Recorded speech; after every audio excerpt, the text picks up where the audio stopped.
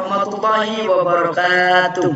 Kembali lagi dengan saya Muhammad dari Irfansyah. Di sini saya akan membahas soal SBMPTN Geografi yang diberi oleh guru saya Dwi Suhartini.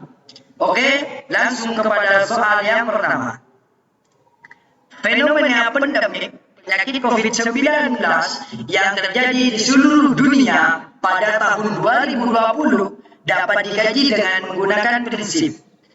Yang pertama, deskripsi, dan yang kedua, distribusi, dan yang ketiga, interrelasi. Karologi, yang pertama, 1, 2, dan 3 saja yang benar, dan yang kedua, 1 dan 3 saja yang benar, dan yang ketiga, 2 dan 4 saja yang benar. Dan hanya 4 yang benar, semua pilihan benar. Jadi jawabannya yang berada di semua pilihan benar. Nah, kenapa kok bisa semua pilihan benar? Karena penyakit COVID-19 telah ditampakkan menjadi pandemik global pada tahun 2020. Di antara dapat dikaji dengan menggunakan yang disebut tadi, deskripsi, distribusi, dan interrelasi dan ideologi. Nah, COVID-19 pada tahun 2020 itu sangat jelas, seperti masa inkubasi virus, gejala penyakit. Yang pertama, cara penularan, dan lain-lain. Selain itu, peristiwa ini dapat dikaji berdasarkan proses penyebaran dan persabaran di dunia. Ya, faktor-faktor yang menyebabkan proses penyebaran penyakit ini begitu cepat hingga menjadi pandemi dunia. Jadi, fenomena atau penyakit COVID-19 ini sudah tertampak pada 2020. Penyakit pun sudah mendunia. Nah, dapat dikaji dengan prinsip kronologi yang mendapat prinsip deskripsi, distribusi, dan interrelasi. Penyelesaian penyakit ini harus dilakukan secara holistik karena sifatnya begitu kompleks. Nah, jadi yang benar jawabannya adalah tepat, dan tepat adalah adil.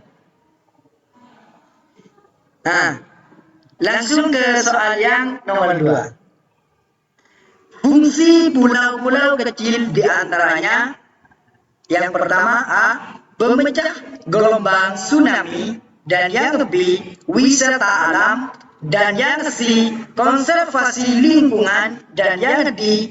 Agar alam, dan yang E. Budaya perikanan. Nah, pembahas ini di antara soal yang fungsi-fungsi pulau kecil diantaranya, mengingat pulau-pulau kecil ini relatif jarang disentuh oleh pihak yang bertanggung jawab. Dalam artinya, pulau-pulau kecil ini jarang dibertanggungjawabkan atau lebih aktifkan ke bertanggung jawab, diakui legislasinya oleh negara. Jadi, segera mungkin harus dimanfaatkan.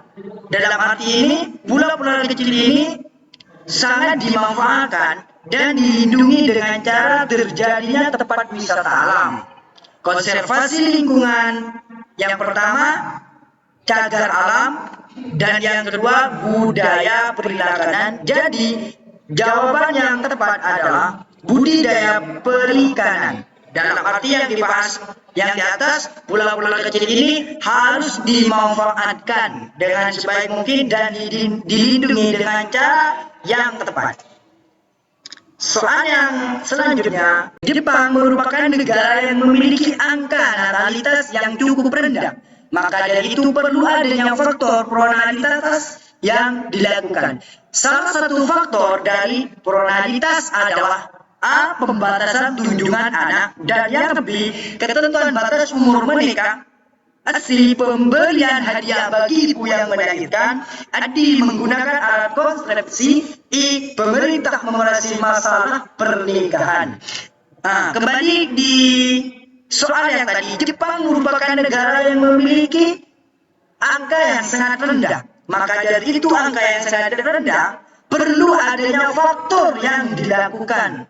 Salah satunya, apakah A, B, C, D ini yang paling cocok untuk mengarah pada Jepang merupakan yang memiliki natalitas yang sangat rendah.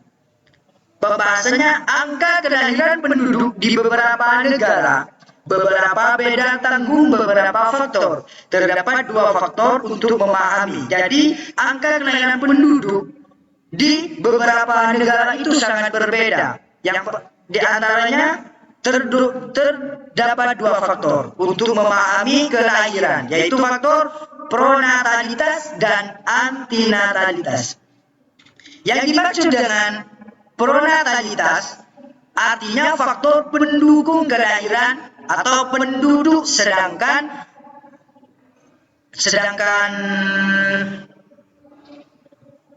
antinatalitas adalah faktor yang tidak mendukung terhadap kelahiran. Jadi perbedaannya antara pronatalitas dan antinatalitas adalah kalau pronatalitas adalah penduduk, kelahiran penduduk yang mendukung, dan kalau antinatalitas adalah penduduk yang tidak mendukung. Jadi yang tepat atau yang paling bisa menjurumus kepada soal yang di atas adalah C, pemberian hadiah bagi ibu yang melahirkan. Nah, karena soalnya hanya 3, cukup sekian dari pembahasan kami. Apabila ada tutur kata yang salah, mohon maaf, beribu-ribu maaf. Wassalamualaikum warahmatullahi wabarakatuh.